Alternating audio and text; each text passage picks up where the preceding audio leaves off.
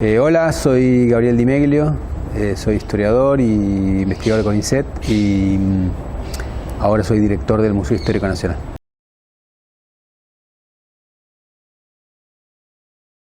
Bien, la Revolución de Mayo es muy importante como mito de origen en Argentina porque es una de las pocas fechas que nadie discute, todo el mundo está a favor porque es tomado como el origen, ¿no? Como aquello que inicia el camino de lo que es hoy Argentina.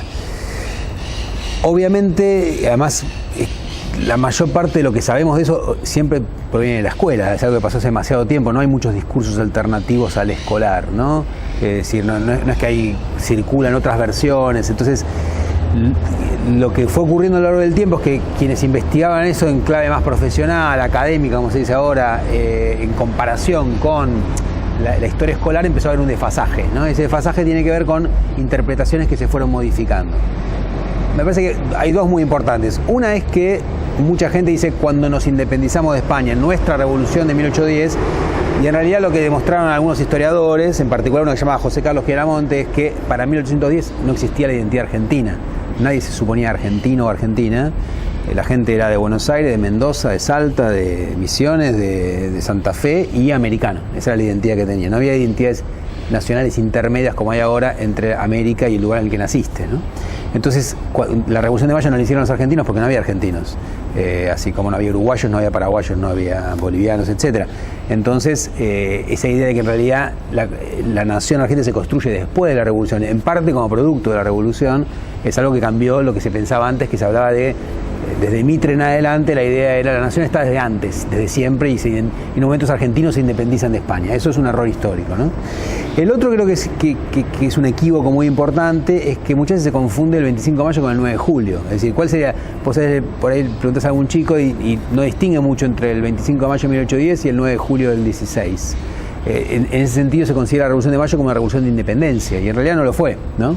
Es decir, el objetivo inicial de los revolucionarios de Mayo no fue hacer la independencia de un país nuevo, sino autonomizarse dentro de la monarquía española. Es decir, ¿con qué soñaban? Con elegir sus propias autoridades, manejar su economía y dejar de depender de España, para ser iguales a España, bajo la órbita de un rey, el rey de España, ¿no? Entonces lo que soñaban era que cuando el rey, que en ese momento estaba prisionero de los franceses, volviera a su trono, reconociera a todos sus territorios como iguales, una especie de monarquía federal.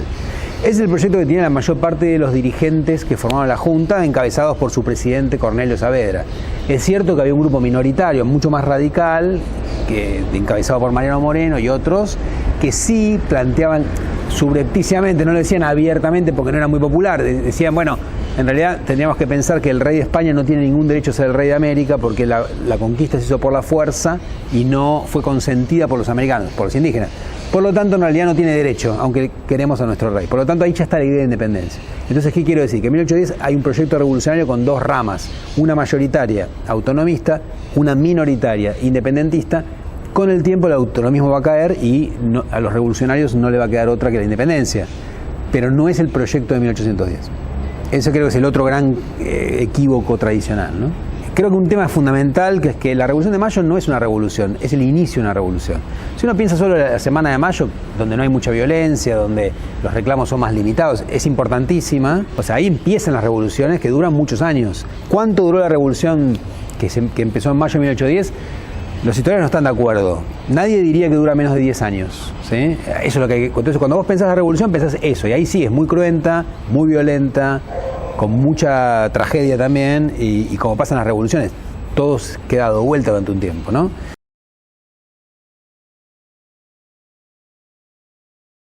Cómo se representa el 25 de mayo, cómo se lo piensa, cómo se lo dibuja, ¿no? Que tiene que ver con que en general quienes contaron eso están más preocupados por hablar de política que por hablar del clima. Entonces no tenemos muchos datos de lo que pasó. Además, algo que es importante, que es otro de los problemas que en general traía anteriormente la escuela, es que nadie pintó el 25 de mayo. No había alguien sacando fotos porque no existía la foto, ni pintando lo que pasaba. Las primeras imágenes, el primer cuadro sobre la plaza del 25 de mayo se pintó 80 años después de la Revolución. Alguien se lo imaginó de una manera o con algunos documentos.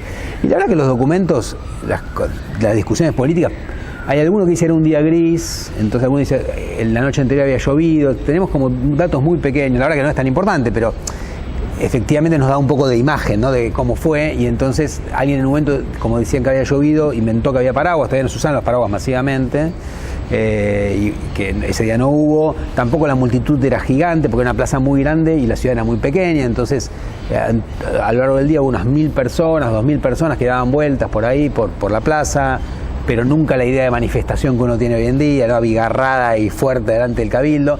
Gente que iba y venía, a la hora que se formó la junta ya no quedaba nadie en la plaza, la gente se iba a dormir. Lo cual no quiere decir que fuera como algo falso, sino que en realidad así era la época, es decir, había una ciudad que tenía 60.000 habitantes en toda la ciudad, ¿no? Por lo tanto, es decir, ¿qué sabemos? Un día gris de mayo, puede haber llovido un poquito.